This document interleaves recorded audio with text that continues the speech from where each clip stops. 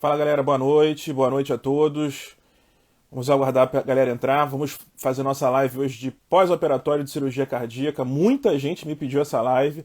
Tá aí essa live. Trouxe uma pessoa extremamente experiente em pós-operatório de cirurgia cardíaca para conversar com a gente, para trazer as principais dicas e dar uma luz aí pra gente o que fazer com o paciente no pós-operatório.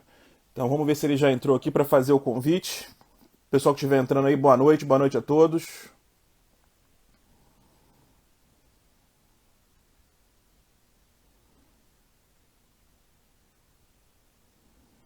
Vamos lá. Estou convidando agora o Dr. Felipe Miranda para se juntar, para começar a nossa live sobre pós-operatório e cirurgia cardíaca. Boa noite, galera, boa noite.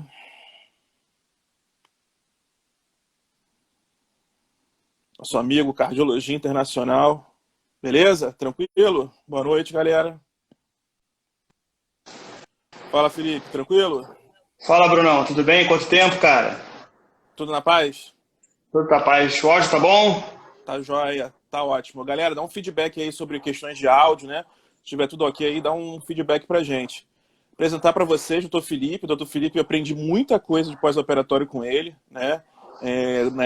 Como muitos de vocês já sabem, eu fiz residência de cardiologia no Barradó. Na época nós tínhamos um convênio lá com o INC, um convênio muito interessante. Fiquei 2 meses lá no pós-operatório do INC com o Felipe, aprendi bastante coisa. É o centro que mais tem cirurgia cardíaca aqui no Rio de Janeiro, então um aprendizado formidável que eu tive lá. Agradecer aí a oportunidade que eu tive na época e é isso aí, vamos começar, não é?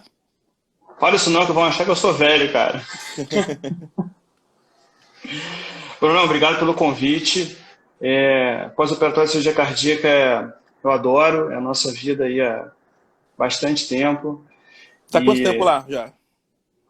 cara, eu fui residente do Laranjeiras, fiz os 2 anos de cardiologia lá. Depois eu fiz o R5.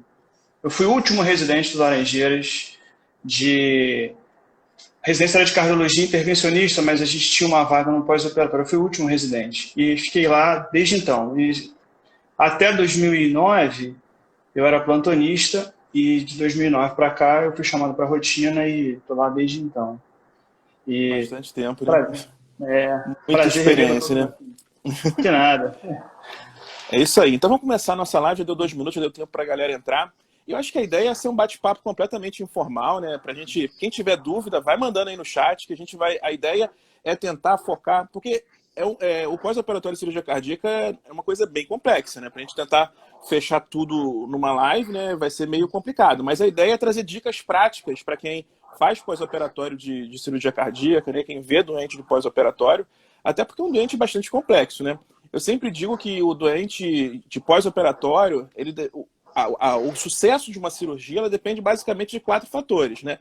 Primeiro é do doente, né? A seleção do doente. Às vezes você querer operar um doente que não tem condições cirúrgicas, você aumenta o risco de você ter um insucesso com esse paciente.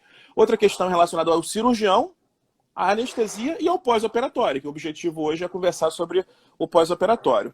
Então, vamos lá. O que você acha mais importante? Assim, começando, chegou um paciente para você, pós-operatório.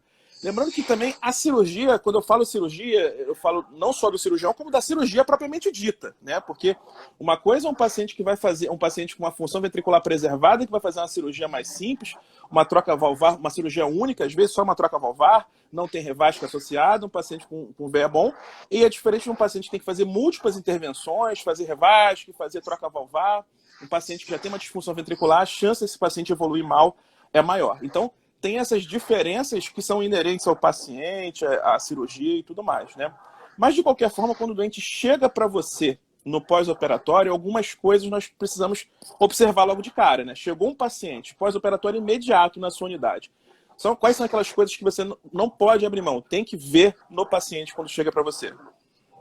Então, Brunão, o que acontece, né? Eu acho que tudo aquilo que a gente lê no livro, especialmente o livro de pós-operatório, daquela passagem de caso, do enfermeiro, cirurgião, plantonista, eu acho que isso se materializa melhor na cirurgia cardíaca. Eu acho que ainda existe um certo formalismo bom na passagem de caso, né? Normalmente, os casos são passados de forma detalhada, com as características dos doentes, né? Então, assim, eu acho que nos primeiros momentos de pós-operatório, a gente se preocupa com duas grandes vertentes, né? Sangramento e questão hemodinâmica, tá? Do centro cirúrgico, algumas coisas já nos passam informação de que algo ocorreu bem ou algo não ocorreu bem. Então, por exemplo, né, uma cirurgia que teve um tempo de circulação extracorpórea, além do esperado, né, um paciente que foi fazer uma revascularização, tinha uma boa função, e você pega um tempo de SEC além do esperado, diz o seguinte, algum problema houve, né? Seja um problema técnico do cirurgião, das anastomoses, seja um problema hemodinâmico, seja um sangramento. Então, na passagem do caso, a gente já começa a perceber se o ato cirúrgico transcorreu de forma normal ou se houve algum problema, né? Todas as infusões que a gente recebe do paciente, né? Se o paciente chegou com muito vasopressor ou não, se precisou de um pouco de inotrópico ou não, se houve transfusão em sala, se o cirurgião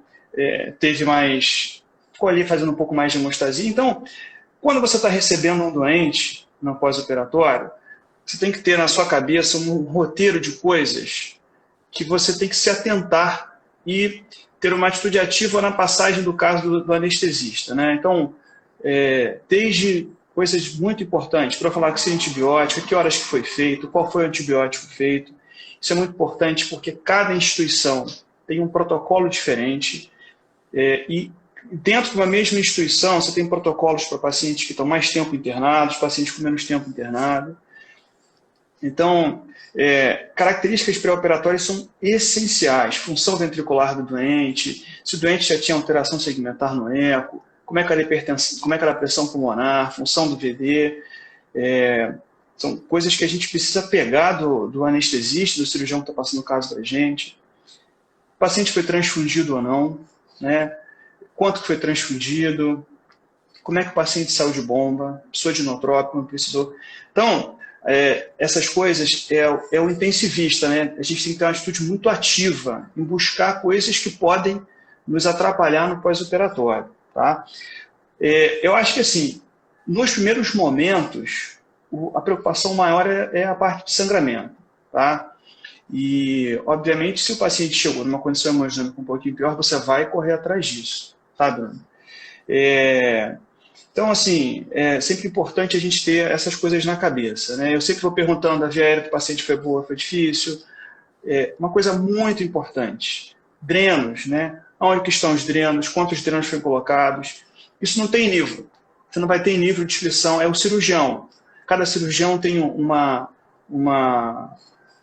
coloca o dreno de uma forma diferente, né? Então, qual é a mensagem? A gente tentar pegar informações de coisas que podem nos atrapalhar no pós-operatório, né? Isso aqui é muito importante.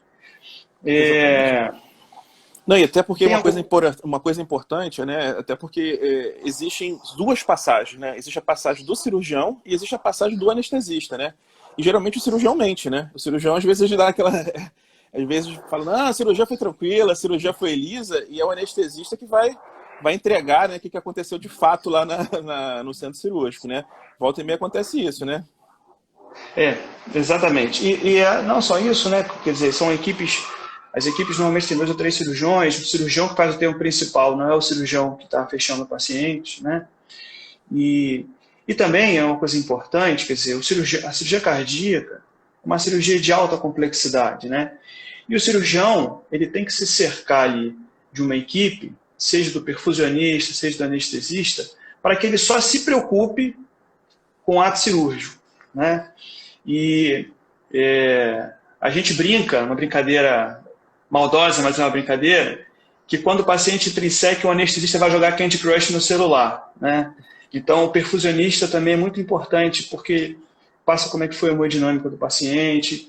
E uma coisa legal, e que a gente faz bastante lá no Instituto, é dissecar a folha de perfusão, né? Então, quem está acostumado a fazer pós-operatório, recebe o mapa da anestesia, né? E recebe uma folha em separado, que é a folha da perfusão. Ali, se você olhar com cuidado, tem o quanto de fluxo de sangue foi feito em todo o ato cirúrgico, Então, por exemplo, cirurgia de aorta, que tem parada circulatória seletiva, está escrito ali quanto tempo, qual foi o fluxo de perfusão cerebral, a que temperatura o doente chegou. Isso é muito importante quando a gente pensa em sangramento, entendeu? Então, essas informações são muito importantes, né? Uma coisa assim, voltando um pouquinho com relação a essa primeira abordagem, né? Lembrar, né, o paciente sempre vem com os drenos clampeados do centro cirúrgico, vamos lembrar de desclampear o dreno, e uma coisa importante, ele sempre vem hipotérmico do centro cirúrgico. E quando a gente pensa em sangramento, quais são as preocupações iniciais que a gente está tendo, né? A gente vai receber o paciente, vai escutar, ver se tem um tubo seletivo ou não, se tem um pneumotórax ou não, o que não é infrequente, abrir os drenos, né?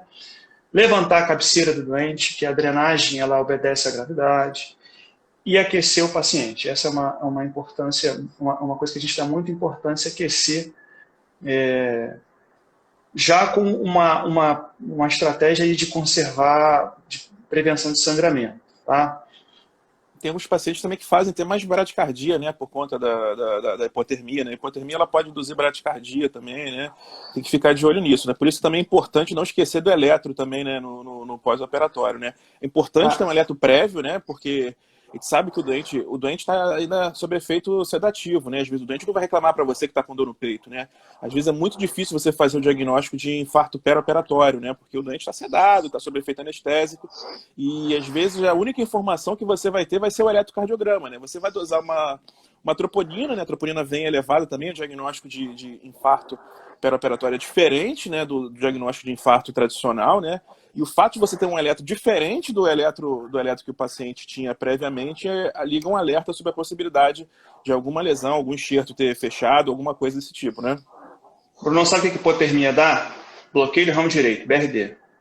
Não é raro a gente receber um paciente em POI com BRD que no dia seguinte está com eletro normal. O ramo direito ele é muito suscetível à hipotermia. Então,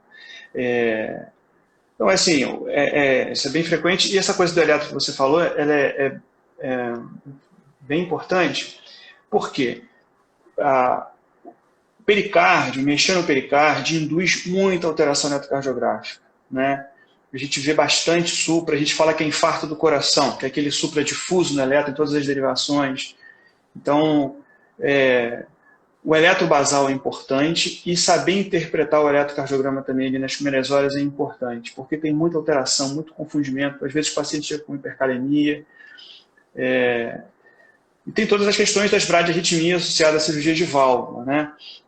Eu acho que sim, seria legal a gente abordar um pouquinho de sangramento, né? Eu até, aqui antes da live, recebi um direct para a gente falar de sangramento, porque...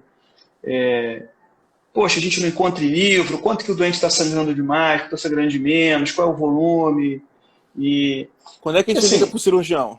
Vamos lá, vamos conversar sobre isso. Quando é que a gente tem que ligar para o cirurgião? Então, existe uma tabelinha mágica, tá? Uma tabelinha que é 500 ml de sangramento na primeira hora, 400 ml de sangramento em 2 horas seguintes, 300 ml de sangramento em 3 horas, 200 em 4 horas.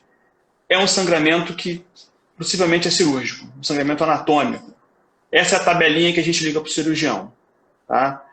Então, isso é uma coisa que tem na literatura. Né? Essa coisa de sangramento, de volume, cara, você vai ler referência, um diz que é 1,5 ml por quilo por 6 horas, 2 ml.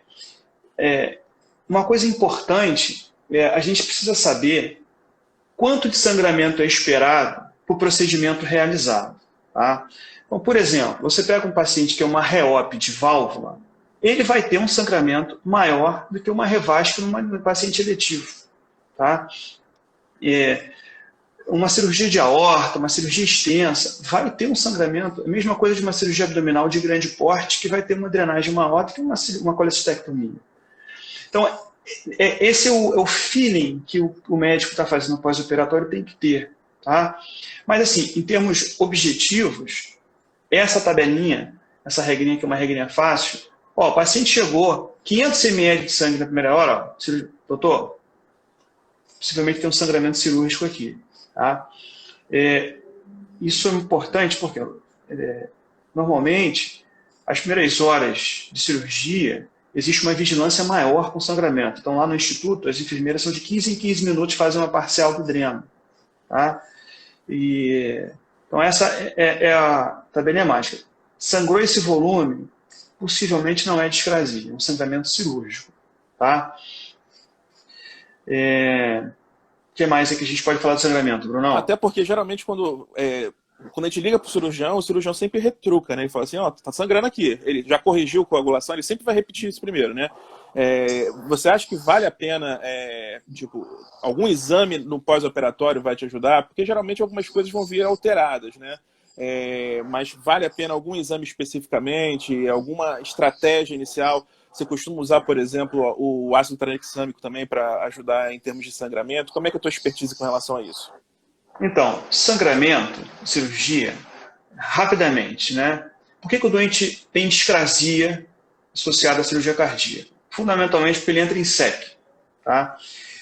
Por ele entrar em SEC, ele vai receber uma dose de heparina alta. Ele vai fazer um PCI acima de 250. Toda vez que o sangue da gente entra em contato com uma superfície não endotelial, ele ativa a cascata de coagulação e fibrinólise. Não tem jeito. Então, o doente entra em SEC, ele faz disfunção plaquetária, ativa fator de coagulação e ativa o sistema fibrinolítico. Então, o sangramento ele tem uma hierarquia de importância. Tá? Se a gente fosse elencar assim, qual a principal causa de sangramento por discrasia? Disfunção plaquetária. Seja quantitativa, ou seja, o paciente perdeu plaqueta, ou qualitativa. Em segundo lugar, estaria hiperfibrinólise. Só que hoje em dia, a maioria das equipes cirúrgicas fazem antifibrinolíticos em sala. Então a gente não vê mais sangramento por hiperfibrinólise. Há um tempo atrás, a gente tratava com antifibrinolítico um tratamento de resgate. Hoje em dia, cara, é raro. Então a gente tem disfunção plaquetária, hiperfibrinólise não é mais o caso, disfunção de fibrinogênio baixo, por fim, consumo de fatores de coagulação. Tá? Durante anos, a gente no Instituto vigiou sangramento com laboratório básico, TAP, PTT, plaqueta e fibrinogênio. Com isso, a gente só não estuda a hiperfibrinólise, que o tromboelastograma nos auxilia. Então, o paciente que chega ali na cirurgia cardíaca, a gente, por exemplo, não colhe o laboratório completo, ureia, creatinina, a gente não faz isso. A gente colhe uma gasometria arterial, que vem um potássio, que é muito importante, uma tocohemoglobina, está sangrando, a gente estuda a coagulação do paciente. Tá? Então, o paciente com sangramento excessivo, a gente precisa estudar a coagulação. Tá? Muitas vezes, o paciente tem um sangramento cirúrgico, sangramento de um ponto anatômico e discrasia sanguínea, que pode ser uma discrasia associada ao ato cirúrgico ou uma discrasia relacionada à síndrome de coágulo. Né? O paciente fica sangrando, está consumindo fator de coagulação ali dentro do tórax. Né? Você vai repor, mas o tratamento é você tratar o sangramento e lavar o tórax. Tá? Mas assim, objetivamente, se você está numa instituição que tem tromboelastograma, ótimo, você vai conseguir estudar bem o fibrinogênio, com certa razoabilidade, plaqueta, mas se não tem, dá para fazer com um laboratório básico. Tá, Brunão? Beleza. Tem muita gente perguntando aqui do tromboelastograma, que eu estou vendo aqui no chat, muita gente perguntando aqui sobre o tromboelastograma. Então, ele é importante, mas não é fundamental, né?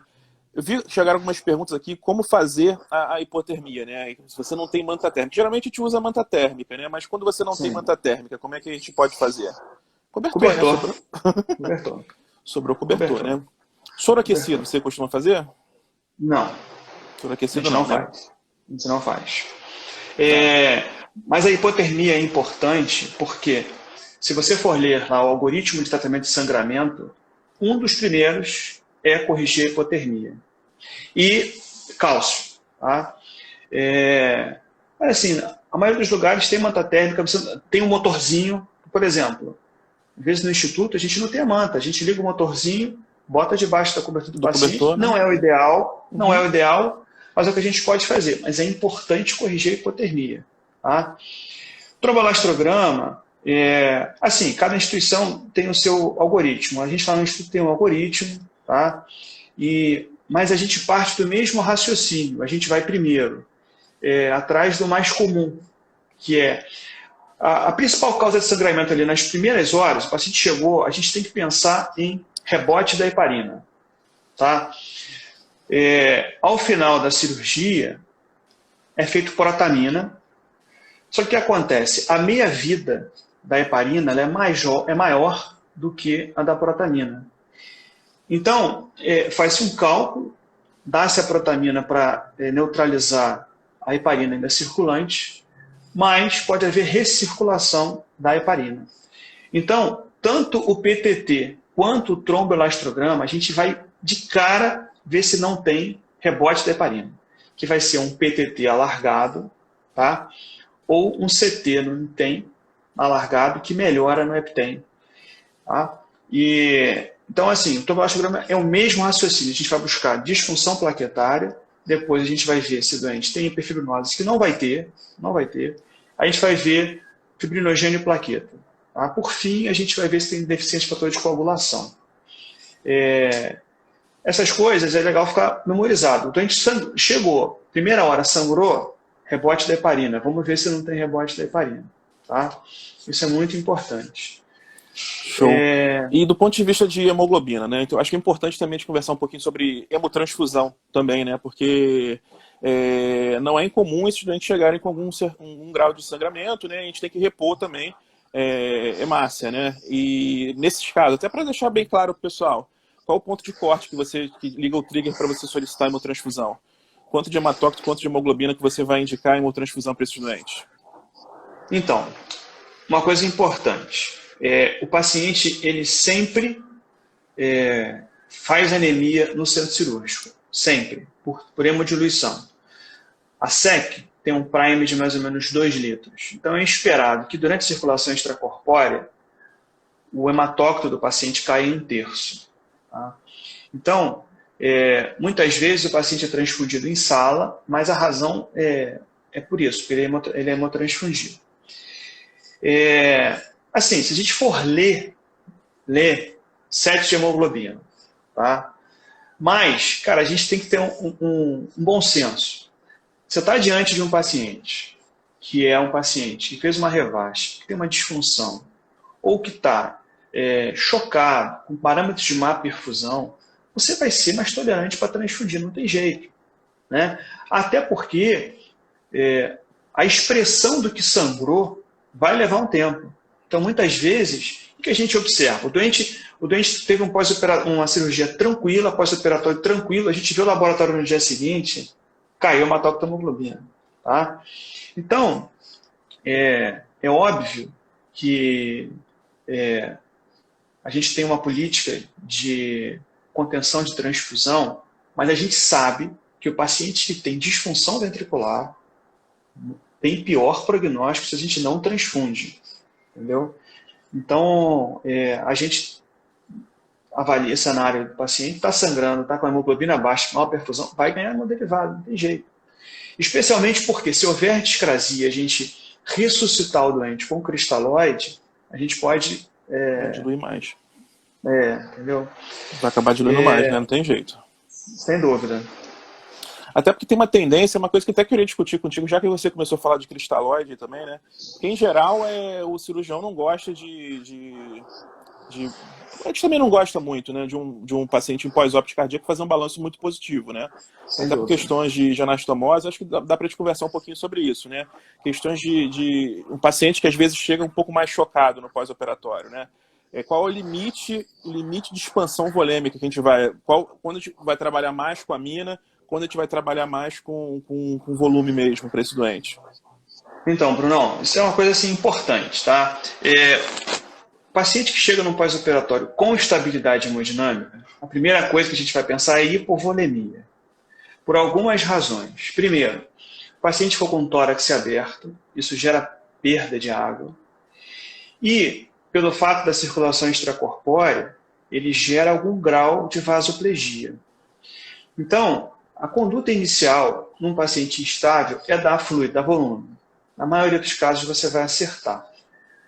Entretanto, a gente tem aquelas circunstâncias do paciente que chegou bem, uma gasometria boa, um lactato normal, urinando bem, que está com uma norinha. A gente tem que lembrar que ele está ali numa resposta inflamatória programada, que teve hora para começar e que vai ter hora para acabar. E às vezes a gente corre atrás de desmamar essa noradrenalina com infusão de cristalóide, sem que o paciente tenha sinal de má perfusão.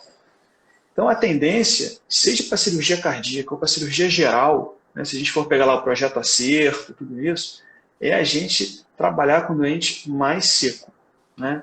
Isso tem desfecho em disfunção pulmonar, se você for ler anastomose, que cirurgia geral, edema de anastomose, né? Isso é no paciente estável, né?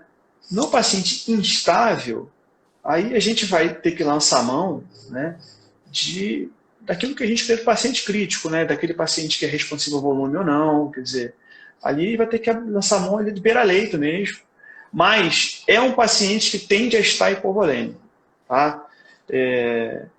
E assim, lá no instituto a gente faz cristalóide, Ringer lactato, tá? Raramente a gente faz albumina, só naquele paciente muito grave, mas a gente faz cristalóide Ringer lactato. Beleza. E do ponto de vista de monitorização, o que vocês costumam utilizar do ponto de vista de monitorização? Monitorização básica, monitorização minimamente invasiva? Existe um paciente que merece Swan-Ganz? Eu acho que existem vários tipos de doentes que vão merecer níveis diferentes de monitorização, né?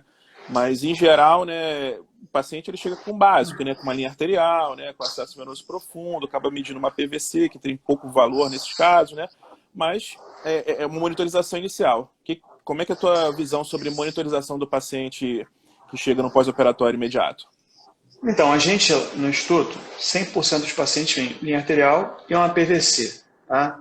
Eu acho assim, a PVC, em boa parte dos doentes, nos ajuda, nos norteia. Tá? Cara, cirurgia cardíaca com monitorização, a nossa experiência é Swan-Ganz, cara, por uma série de razões. Né? Primeiro, a gente tem muito doente orovalvar, que a gente precisa saber a hipertensão pulmonar do paciente. A gente precisa mensurar o débito cardíaco. Muitos pacientes têm fibrilação atrial, que atrapalha muito outras formas de monitorização do débito cardíaco, muita arritmia. Os doentes mais graves, às vezes, vêm com balão intraórtico. Então, a nossa experiência é Swan-Ganz. Tá? E eu até fiz um post semana passada meio irônico. Swan-Ganz não mata paciente. Quem mata paciente é o médico. Né? E criou-se um preconceito contra o Swan-Ganz e a gente usa bastante o Swan-Ganz. E nos doentes orovalvares, ele ajuda demais. Ajuda demais a gente saber a pressão pulmonar. Não dá para usar óxido nítrico sem Swan-Ganz. Mas assim, eu acho que a PVC nos ajuda. Né? A PVC nos guia, pelo menos, para saber se o doente... Acho que a PVC é um marcador muito bom para o ventrículo direito, sabe? A PVC diz para a gente como é que o ventrículo direito está se comportando no volume que ele está recebendo. Então, assim, você está com aquele paciente hipotenso, com a PVC alta, esse ventrículo direito aí já não está lidando bem com o que está chegando com ele.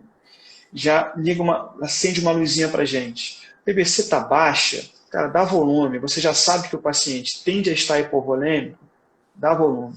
Tá? Boa parte das vezes, a gente vem com o paciente já monitorizado e outras vezes a gente monitoriza lá. Mas assim, muito importante, né? O ecocardiograma hoje à beira do leito, cara, ajuda muito. Né? Ajuda muito em situações assim, você avalia, até pra gente mesmo, que é leigo, o meu cardiograma é bastante primário, mas você vê a função, você vê se tem alguma coisa para tamponamento, você vê uma cava. Eu acho que o eco já nos auxilia bastante. Quanto, assim, outras formas de monitorização, pela pressão arterial, eu acho que a gente, assim, sendo bem sincero, a experiência é pequena, na nossa lá no Instituto. Beleza. O eco, eu faço eco, né? Então eu posso falar um pouquinho do eco, né? O eco, às vezes, no pós-operatório de cirurgia cardíaca, ele não é um dos melhores, né? não é dos melhores, porque às vezes o paciente acabou de abrir o tórax, às vezes a janela cardiográfica não é das melhores. O subcostal às vezes não dá para fazer, porque tem dreno ali, você tem que ir um pouquinho mais embaixo para fazer um subcostal também, dificulta, né? Vai dificultar um pouco a tua vida, né? Então não é tão simples assim também o eco do pós-operatório. Na minha visão, é o eco mais difícil de fazer, é o eco mais complicado, né? Então se você está conseguindo fazer bem o eco, tá bem pra caramba, pô. Vamos lá. Estão perguntando aqui, quando fazer plasma light? Tu tem experiência com plasma light? Nunca usei. Deixa eu trocar meu fone aqui que é a bateria. Brunão, olha só, plasma light a gente não usa no instituto que a gente não tem, tá? Na minha modesta opinião, eu acho que o Ringer lactato substitui muito bem o plasma light, por um preço infinitamente mais baixo, né? Então, assim, a gente ressuscita o paciente com Ringer lactato. É um Ringer lactato metido a besta, o plasma light, né? Exatamente, e muito caro, né? Muito caro. Exatamente, não tem nenhum trabalho mostrando superioridade, do ponto de vista de osmolaridade é muito parecido, de constituição também é bem parecido, e realmente, vou te falar que na minha prática eu nunca usei plasma light, no lugar onde trabalho tem plasma light, mas eu não uso, eu acho que não acrescenta em absolutamente nada na minha prática. Deixa eu puxar a brasa para sua sardinha para sua brasa aí. O ecocardiograma, apesar de ser difícil, e é mesmo, que a gente tenta lá, por exemplo, para external, eu não consigo fazer, cara. Não consigo fazer. Só que o eco é muito importante no paciente que chegou para a gente, né, no pós-operatório, primeiras horas, evoluindo com instabilidade hemodinâmica, choque, a gente tem que pensar algumas coisas, cara. Assim, disfunção miocárdica, seja pela circulação extracorpórea, tamponamento, infarto, vasoplegia. Cara, tem um pontozinho aqui, tamponamento, que o eco é muito importante. E é muito difícil. Porque o paciente de cirurgia cardíaca, ele não tampona como doente clínico, lá pelo doente urêmico, ele tampona por um coágulo, ele não tampona porque tem um derrame. Então, exige uma suspeição muito grande, né? O tamponamento é um diagnóstico clínico, mas o eco, quando você pega uma pessoa experiente, cara, o eco ajuda, porque o cara vê lá, pô, tem um coágulo aqui rechaçando, geralmente é o ato direito ou o ventrículo direito, né? Porra, ajuda pra caramba, cara, porque te dá um empurrão para você fazer o diagnóstico e chamar um cirurgião, né? Porque você tá ali com o paciente hipotenso, PVCzinha alta, você dá amina, a pressão não sobe, o lactato vai subindo, faz o eco, cara, pô, acho que tem um coágulo aqui, te dá um empurrãozinho para você fechar o diagnóstico, né? Então, assim, eu acho que é difícil, mas, pô, o eco ajuda muito, cara. Hoje em dia, ajuda pra cacete. Não, eu acho que é fundamental. Eu acho que no futuro vai fazer parte da formação obrigatória do cardiologista. O cardiologista tem que fazer um eco básico, ele tem que saber, entendeu? Eu acho que eu falo isso para os meus residentes. Eu falo, ó, você entrou na residência de cardiologia, tem que saber fazer um eco básico. Não pode ver um subcostal, ver um tamponamento, ver uma volemia, ver uma função, ver uma IM. Às vezes uma complicação mecânica, às vezes como eu trabalho basicamente numa unidade coronariana. Lá no fundão eu trabalho no pós-operatório também. Uhum. Mas, por exemplo, tá um paciente, você pega um paciente infartado, o paciente de repente choca, você tem um eco na mão, às vezes é uma complicação mecânica de um infarto, te ajuda. Você vai acionar o sobreaviso, até chegar ao sobreaviso já era doente, né? Não tem jeito, né? Então fazer um eco ali à beira do leito faz parte do treinamento de um cardiologista, né? Tem uma pergunta legal aqui. Te conta em quanto tempo ordenhar o dreno para evitar que obstrua e tampone. Então isso é uma coisa legal. Pô, Daninha. Beijo, Daninha. Deixa eu responder. Olha só. A gente que está ali fazendo pós-operatório, a gente recebe paciente com dreno, 99% dos serviços botam o dreno em aspiração, correto? Então, a aspiração para cirurgia cardíaca tem uma função um pouco diferente da cirurgia de tórax. Cirurgia de tórax, o que a gente quer? A gente quer que o pulmão expanda para ocupar aquele segmento que foi ressecado. Tá? Na cirurgia cardíaca, a gente bota em aspiração para tentar garantir que o dreno fique pérvio, apesar de a gente não ter evidência disso. Tá? Mas não tem problema. A ordenha do dreno, que é algo que a gente faz bastante, a gente tem que ter um pouco de cuidado. Por quê? Porque a ordenha ela tem simplesmente o objetivo de manter o dreno pérvio. Mas ordenhas vigorosas, como a gente às vezes vê, primeiro, causam dor no paciente e pode, se o doente estiver sangrando, aumentar o sangramento, porque gera uma pressão negativa grande dentro do tórax. Então, a ordenha é para garantir que o dreno fique pérvio e para, porventura, tirar um coágulo que esteja ali preso no dreno. Dreno que oscila é sinal que ele está pérvio, independente de onde o dreno esteja, seja no mediastino ou no tórax. Tá? Então, assim, não tem uma periodicidade de ordenha. A gente tem que fazer essa coisa com parcimônia, porque eu já vi doente reclamar de dor com ordenhas mais importantes. Chegou outra perguntinha, tá vendo aí? Conseguindo ver? Tem uma perguntinha aqui sobre vasoplegia. Isso. Então, como é que a gente lida com vasoplegia? Uma coisa legal é o seguinte, paciente que chega para a gente hipotenso, a saturação venosa, ela já não faz um divisor de águas bem importante.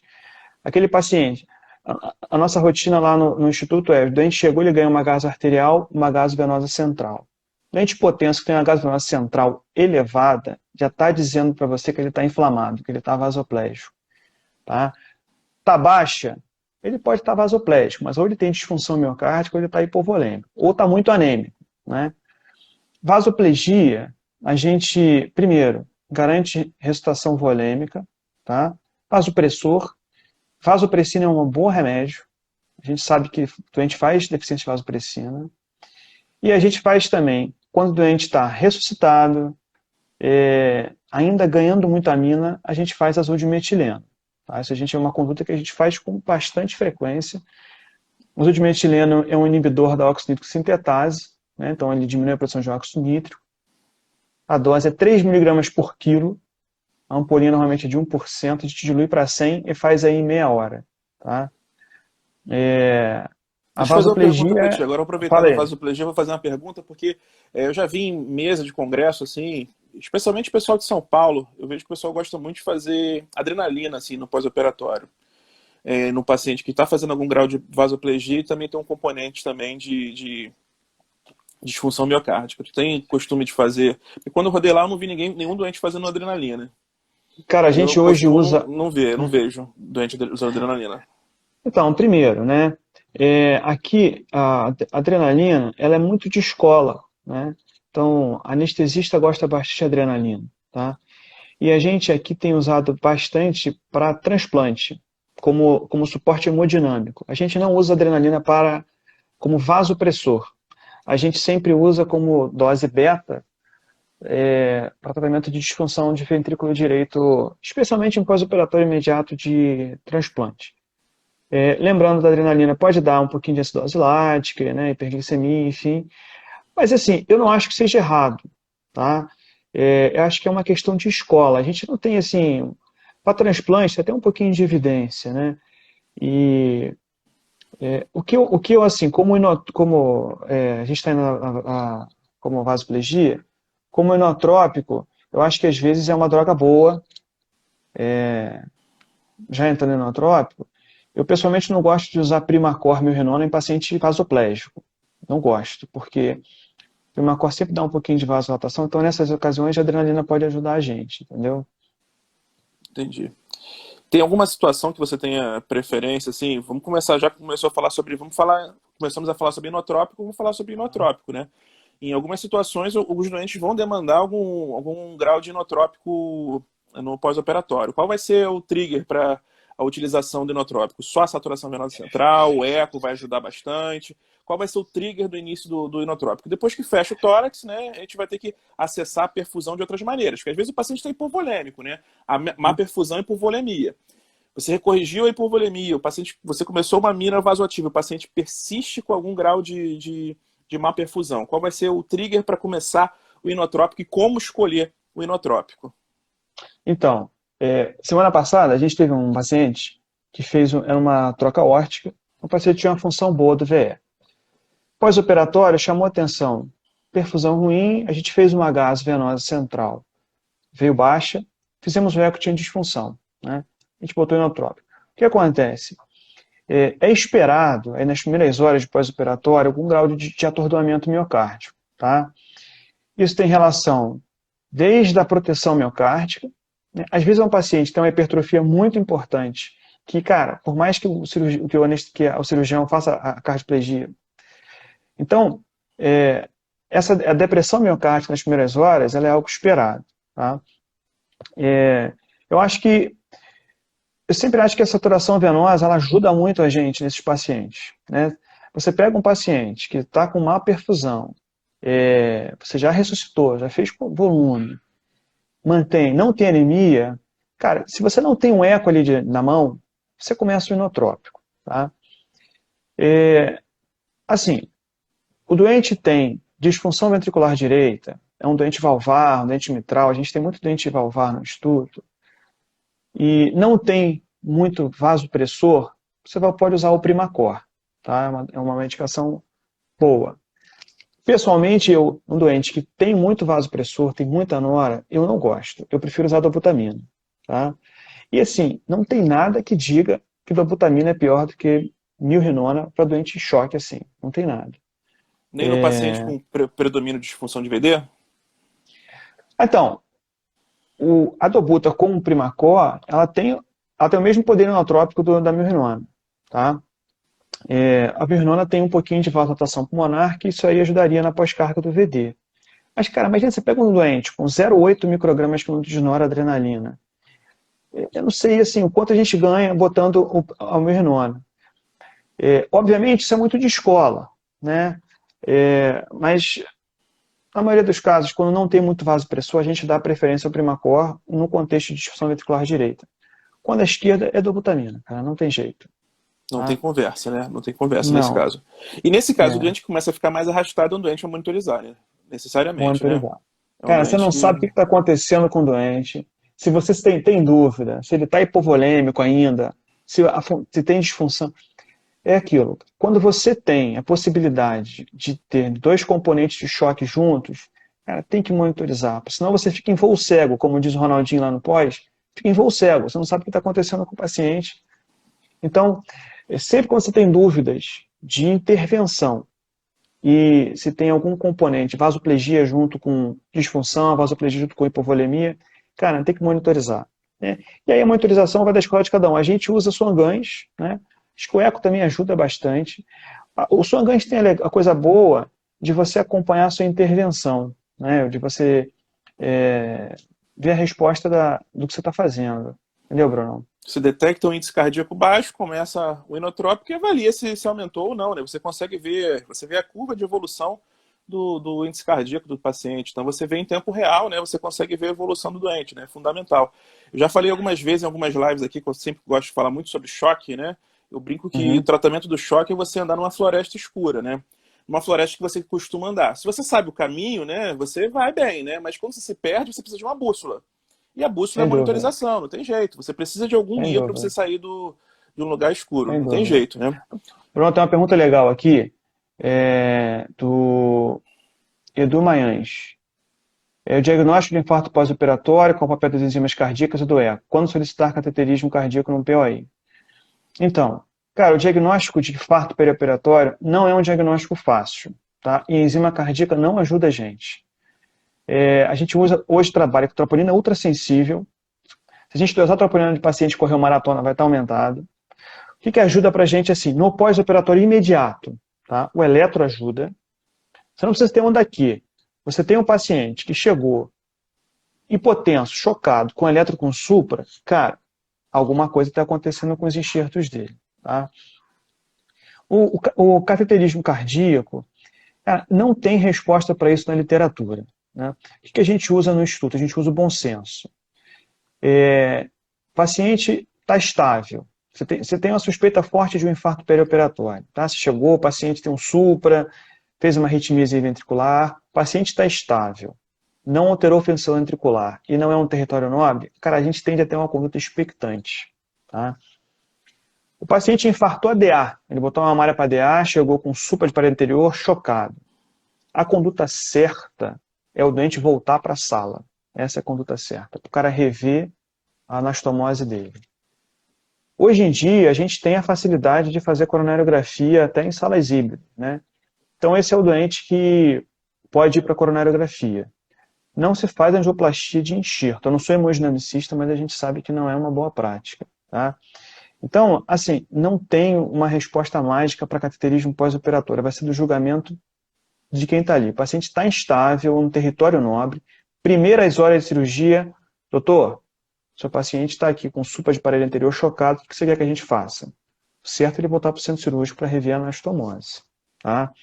E a enzima é aquilo, critérios de infarto perioperatório. Onda Q nova no eletro, perda de miocárdio viável, então pode ser uma alteração segmentar nova, posteriormente uma alteração nova na cintilografia, e, teoricamente, infarto, a enzima 10 vezes acima do normal, a gente tem a definição nova de infarto, que ela é meio confusa. Cara, é difícil. A enzima troponina em pós-operatório de cirurgia cardíaca. E o seguinte, se o cirurgião diz para você que a artéria era intramiocárdica, esquece, ele teve que mexer em músculo para chegar no leito nativo do paciente. Não tem muito jeito, né? Até porque, por isso que é importante, né, um bom eco pré-operatório, né? Porque se ele te diz assim, ó, já tem alteração segmentar no lugar tal, tal, tal, você já sabe que ali tem alteração segmentar. Vai te ajudar no diagnóstico diferencial do infarto pós-operatório, né? E lá no Instituto vocês estão usando troponina ultrassensível ou vocês continuam utilizando a troponina convencional que Cara, utilizava antigamente? eu acho que ultrassensível. Porque na ultrassensível, realmente, apesar do critério via de livro, né, via diretriz, 10 vezes, né, a gente sabe que às vezes o ponto de corte, né, é um ponto de corte muito justo, né? Então, 10 vezes é muito fácil você atingir 10 vezes o valor, né? Vou ser bem sincero, o que chama atenção pra gente são valores esdrúxulos, valores altos, valores muito altos, isso chama atenção. Então, normalmente, a gente faz um paciente revascularizou ontem, tem uma troponina muito alta, a gente faz um eco, para ver se tem alguma alteração segmentar nova, mesmo o paciente estando bem, tá? Uma pergunta boa agora, já que falou do eco, né? Vocês costumam fazer eco de rotina quando? Qual é o melhor momento de fazer o eco no paciente pós-operatório? Não fazemos. Rotina a gente não faz. Não faz, né? Não faz. A gente sempre faz o eco quando a gente quer uma informação. O paciente está meio de lado, ou o cirurgião, ou o ecocardiografista, o eco transofágico de sala parece que ficou com um pouquinho de regurgitação mitral, aí a gente faz. Mas de rotina a gente não faz, cara. Não faz. Perfeito. Pronto, tem uma pergunta aqui sobre FA no pós-operatório, né? Então, 1/3 dos pacientes fazem fibrilação atrial em cirurgia cardíaca, tá? Se a gente for olhando a diretriz, cara, anticoagulação em FA de pós-operatório, cirurgia cardíaca, é uma coisa bastante controversa, porque o que você compensaria de evento cardioembólico, você aumenta em sangramento, tá? Então, nossa experiência é a seguinte, a gente até 48 horas não anticoagula, tá? Não anticoagula. Obviamente, assim, se tem um paciente que tem uma válvula, né? Ou paciente entra e sai de FA, aí a gente anticoagula, tá? Então, assim, falando de experiência muito nossa, da doença de base também, né? Depende muito da doença de base. Se é doente valvar, um doente já tem um ato grande, né?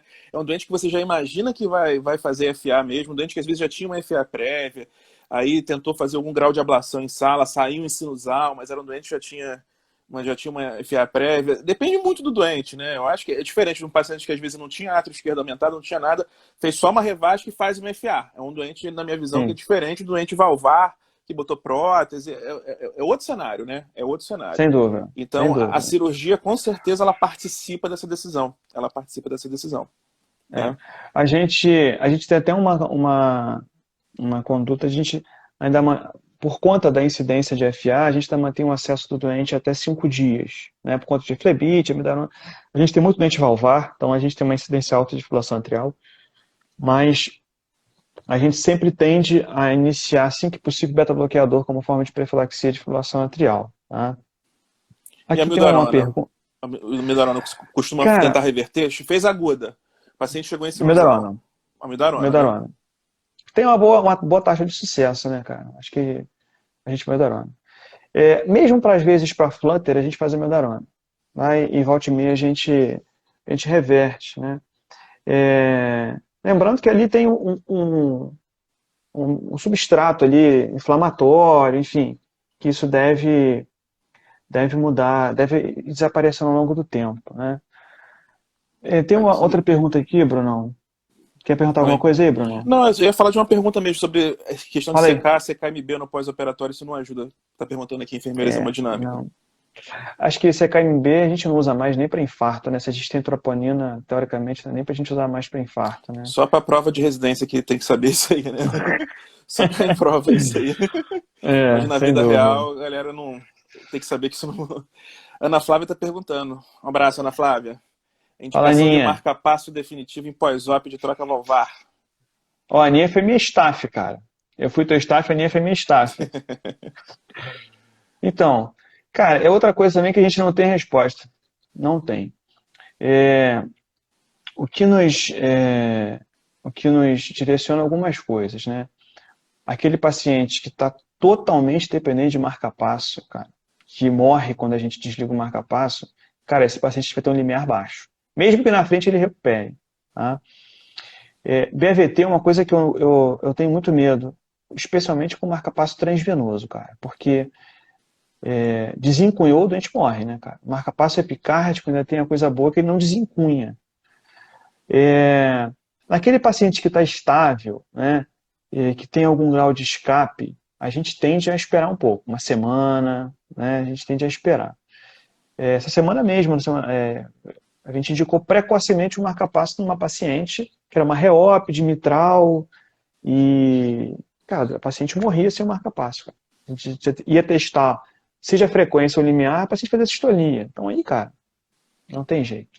Não tem muita conversa, né? Eu acho que Não tem. o mundo de pós-operatório sempre nunca tem uma verdade absoluta, né? Sempre depende, né? É sempre assim, Sem né? dúvida. Depende, né? Não, vai muito do doente, da cirurgia, né, para tomar de decisão. E a experiência conta muito, né? Não tenha dúvida com relação a isso, né? Claro, com certeza. Vamos Com lá, então a certeza. gente já conversou sobre bastante assunto, né? Então vamos lá, a gente falou muito sobre sangramento, falou muito sobre hemodinâmica, falou sobre os exames iniciais, né? Vamos falar um pouquinho sobre o D2, então, para a gente fechar a nossa live. D2 de D2. pós-operatório, o doente ficou bem, né? Fluiu bem, né? Uma coisa que eu queria perguntar, questão de experiência também. Eu sei alguma coisa, lá, pelo menos rodei no Instituto em 2012, 2011, faz bastante tempo. Uhum. Mas cirurgia com AS, vocês estão fazendo cirurgia com AS, mantém AS para Sempre. todo mundo, sempre com AS, né? Sempre com aspirina. Acho que isso é uma coisa já que tem bastante respaldo, né? Aspirina para todo mundo. Show. E no D2, né? Geralmente, quando a gente fala de revasc, existem algumas drogas que é importante começar no D2, né? Especialmente voltar no paciente que é revascularizado, voltar a aspirina, se for possível, voltar beta-bloqueador, começar a IECA. Vamos falar Sim. um pouquinho sobre D2 aí agora. D2 é o que a gente chama de rotinão. O paciente ficou bem, o D2 é o rotinão. Então, assim, coisas importantes, né? Aspirina, a gente não precisa esperar o D2 para dar aspirina. O paciente foi estubado, não está sangrando, você pode dar 1 hora depois a aspirina. Isso é muito importante, tá? D2, o que a gente vai fazer no D2? Né? A gente vai avaliar se o paciente pode tomar beta-bloqueador.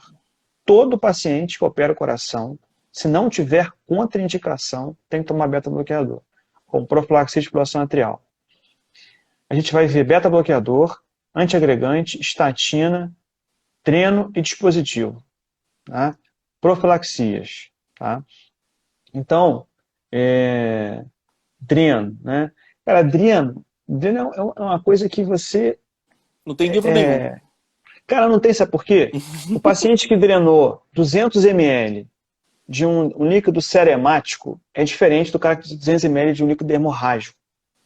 Então você vai ler lá no livro, o doente drenou menos de 100 ml nas últimas 8 horas, tu pode tirar o dreno. Tá, ele pode ter drenado 150 de uma água de carne, de um líquido, você pode tirar esse dreno. Mas o cara drenou 100 de sangue. Então, essa é aquela coisa, cara, que você vai pegando com o tempo, né?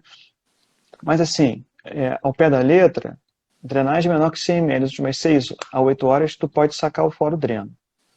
E quem tira o dreno lá no instituto somos nós, os médicos, os residentes, não é o cirurgião.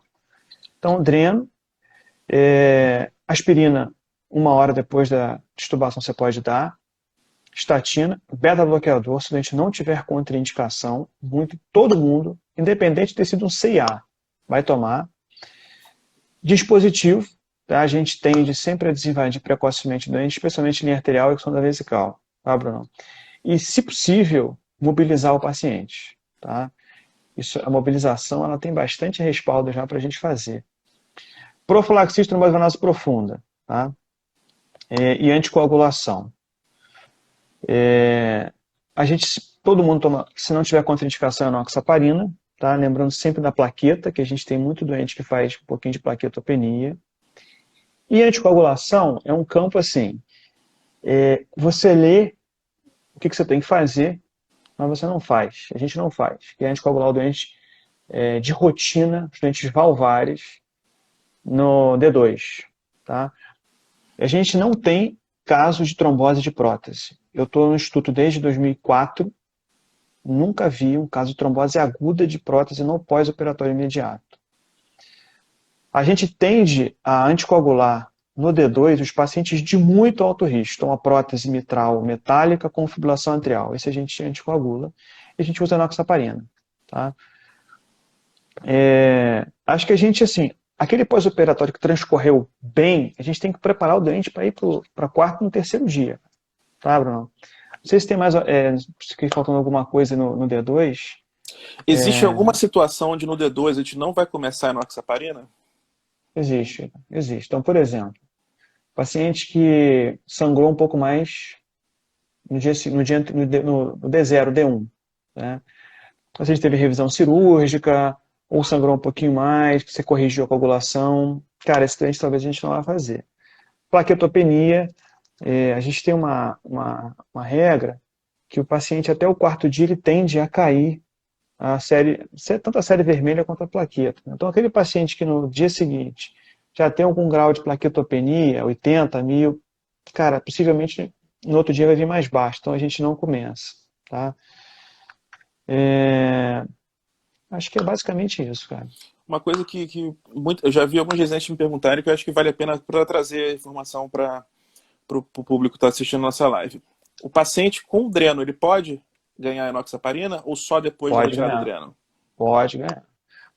Não é infrequente o paciente ficar com o dreno que tem fuga aérea. Tem lá, borbulhando um pouquinho o dreno, escape aéreo. Esse doente é para ganhar enoxaparina profilática. Não... lembrar o seguinte, na cirurgia cardíaca, essa coisa do dreno, eu até falei lá no começo, a gente tem que perguntar para o cirurgião. Por quê? Porque tem, assim, revascularização de regra é um dreno na pleura esquerda, porque o paciente abre a pleura, o cirurgião abre a pleura para dissecar a artéria torácica interna, e um dreno no mediastino. Cara, mas cada cirurgião tem isso. Então, tem cirurgião que prefere botar o dreno de lado, outro prefere botar o dreno no epigástrico, outro prefere botar o dreno no cruzado. Então tem que perguntar. E a gente vê que existe comunicação ali da cavidade pleural com o mediastino. Então, volta e meia tá saindo fuga aérea pelo dreno do mediastino, tá? Mas assim, é para fazer Clexane para esses doentes, sim. Não tem que ter medo de fazer, não. Tá? Beleza. Chegou uma perguntinha aqui sobre um paciente que foi revasc pós-infarto. Qual o momento de começar a dupla antiagregação para esse paciente? Dia seguinte. Já vai com dupla? A dupla? Não, o ideal é a gente não operar o doente, assim, infarto, se possível, a gente espera um tempo para operar. Uhum. Seja pela antiagregação, seja pelo infarto, né? Cara, se você for ler na diretriz, ele vai pedir para você colocar a dupla antiagregação, tá? Assim, a nossa experiência no instituto, sendo bem franco, a gente não faz. Tá? Porque, por uma série de razões, né? Quer dizer, o paciente recebe ponte no vaso que foi, por exemplo, a artéria culpada, tá? Mas se o doente está bem e você quer fazer a dupla antiagregação no dia seguinte, cara, pode fazer. Às vezes a gente coagula, né? Esse cuidado do antiagregante, isso é uma coisa de mensagem, é muito importante. Porque quando o cirurgião, a gente escolhe revascularizar um paciente, a gente quer que o paciente fique com os enxertos patentes o maior número de tempos possíveis que ele puder, né? A gente tem, assim, se a gente for pegar o Brown, a gente vai ver lá que 18% dos enxertos venosos saem fechados na alta hospitalar do paciente.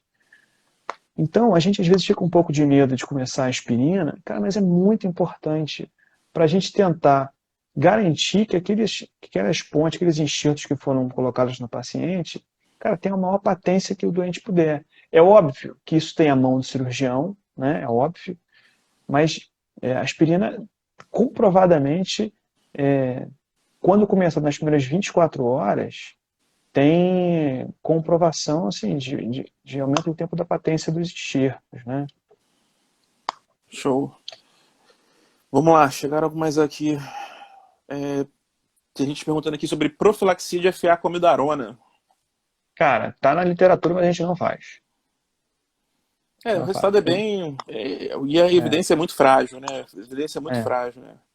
A gente não faz. O que a gente faz é tentar dar o beta-bloqueador. Isso a gente faz. Eu acho que a gente tem um pouco de medo de usar às vezes, mas, cara, tem que tentar usar, nem que seja uma dose baixa, que você vai incrementando, tá? Então, sendo bem sincero, a gente não faz o amidarona. O Alexandre está perguntando sobre estubação em paciente que teve intubação difícil. Alguma recomendação? Tem que estubar, Não tem, né? cara. Chegou a hora de estubar, vai estubar. Se a intubação é difícil, se tiver não pode que ter. reintubar, né? Eu vou recorrer novamente ao meu amigo Ronaldo. Não pode ter a manobra de Santeúba, né? De noite ninguém estuba. Então, cara, a gente tem que lembrar o seguinte: o doente, ele foi para ventilação mecânica porque ele foi anestesiado operado. Ele não está na prótese por uma disfunção pulmonar. Então, o doente acordou, cara, estubação precoce, cara. Estubação precoce, isso aí. Sacar fora, isso aí. E assim, sinceramente, eu conto nos dedos os casos que a gente precisou reintubar um doente de pós-cardíaca por uma estubação bem feita. Uma coisa é você estubar um doente, cara, que está chocado, estubar precocemente o doente que está com o dreno sangrando ali, que, cara, esse cara pode ser que volte para o centro cirúrgico.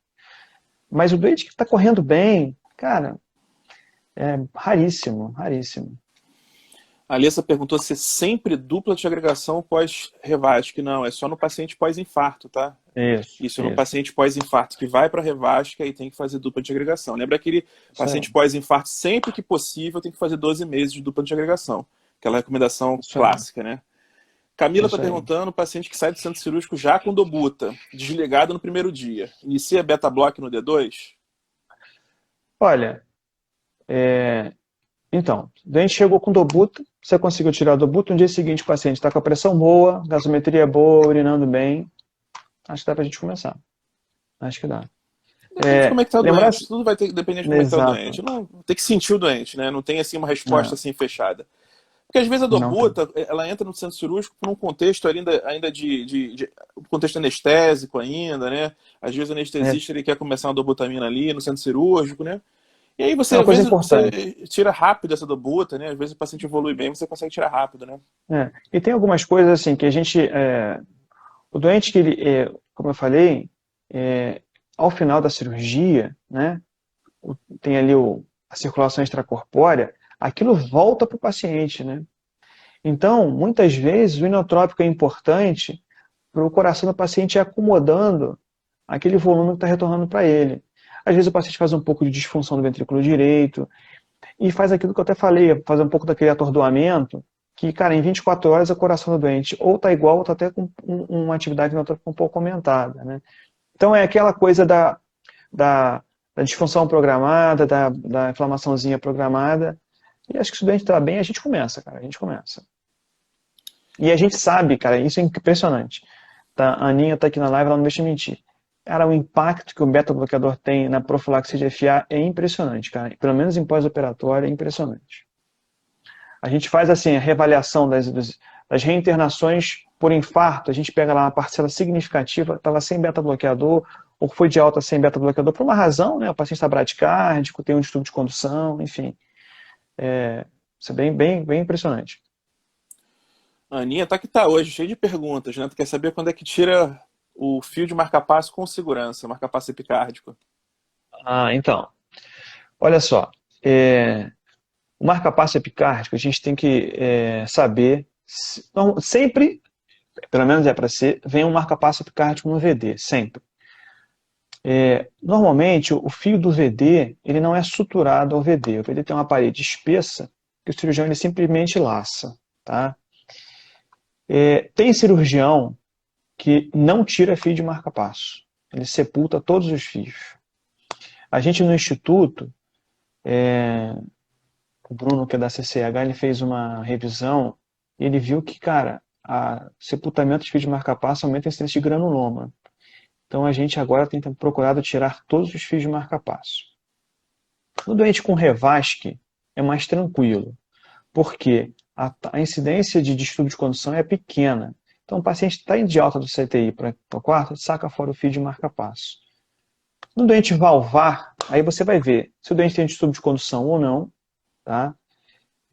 Não é infrequente o paciente vir com distúrbio de condução, seja um ritmo juncional, e ele faz uma FA, cara, o fio de marca-passo te dá uma segurança de você reverter o ritmo. Mas assim, a gente tem tentado sempre tirar precocemente, e quando o doente vai ser anticoagulado, a gente tenta tirar antes do início da anticoagulação. Tá? E lembrar o seguinte, o fio de marca-passo você vai tirar, tem uma resistência maior, sepulta. Tá? Mas a gente tem que tentar tirar todos os fios de marca-passo quando o doente está de alta do CTI. Essa é a nossa conduta. Show. Tá perguntando aqui qual é o beta-bloqueador que vocês utilizam e a dose. Olha, a gente vai função normal usa atenolol. Tá?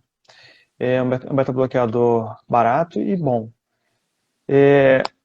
O que acontece? O que nos norteia a dose é mais ou menos a dose que o paciente tomava no pré-operatório. Tá? Habitualmente a gente volta à metade, mas aquele doente que está ali com a pressão limítrofe, a gente começa com uma dose baixa. Tá? Nos doentes com disfunção, a gente tende a manter o que ele tomava, mas a gente dá uma espécie, a gente tenta fazer, se ele não fazia antes, um bisoprolol, é o que a gente tem feito. Mesmo que seja aquela dose de 2 vezes ao dia, depois de acerta por uma vez. Tá? Mas assim, o doente está bem, a gente volta à metade da dose. E sempre dá preferência ao beta. Se o paciente está com a pressãozinha mais alta, ele toma antihipertensivo, toma beta, dá preferência ao beta. Tá? Show. O Edwin está perguntando se tem um paciente com hipertensão pulmonar severa, disfunção de VD, e não tiver óxido nítrico, qual seria o tratamento? Cara, então, você pode... Cara, tem isoproterenol, tem uma série de coisas que eu, assim, já usei, mas não sei mais usar. Estou sendo bem sincero. Você pode associar inotrópico, tá? Então, assim, no começo a gente falou, você pode associar, tá com primacor, você pode associar adrenalina, tá? Cara, se o paciente tiver um choque, você vai ter que buscar alguma outra coisa, botar o doente em assistência. Cara, óxido nítrico é bom, mas não é mágico. Tá? Até porque esses pacientes têm um grau de hipertensão pulmonar fixa que a gente não quantifica. Né? Então, disfunção ventricular direita, ruim, o doente está evoluindo ruim, com 2 inotrópicos, vai ter que pensar alguma coisa. Nem que seja um balão, se não tiver nada, nem que seja um balão para você ajudar o VE para descomprimir o VD, mas disfunção ventricular direita evoluindo ruim, sem resposta inotrópico, cara, tem que pensar em assistência, alguma coisa, não tem jeito. Tá? Às vezes é um doente ruim de sair também, né? Um doente mesmo quando vai para assistência, né? Um doente ruim. Difícil. É um Muito doente difícil. ruim de sair, né? Eu já vi alguns aí, o doente, geralmente os doentes têm uma evolução bem ruim, né? Sim. Vamos lá, tá? Galera, tá fechando aqui. Últimas perguntas, tá? Quem tiver pergunta aí, manda agora que a gente já tá na hora de encerrar já. Já viu tirar fio do externo por dor? Isso aí é contigo, isso eu nunca vi. Já vimos. Mas isso não é em pós-operatório recente, né? Isso não é... Já vimos sim, cara. Já vimos sim. A gente tem que tirar o fio de aço porque tem dor. Às vezes faz granuloma, já vimos sim. Essa eu nunca tinha visto, não. Interna, uma cirurgia pequena, ele vai lá e saca fora o fio de aço. Entendeu? Show de bola. Sem mais dúvidas, galera? Galera, diz aí pra gente o que vocês acharam. Agradecer a presença do Felipe. Todo mundo vai seguir o perfil do Felipe também.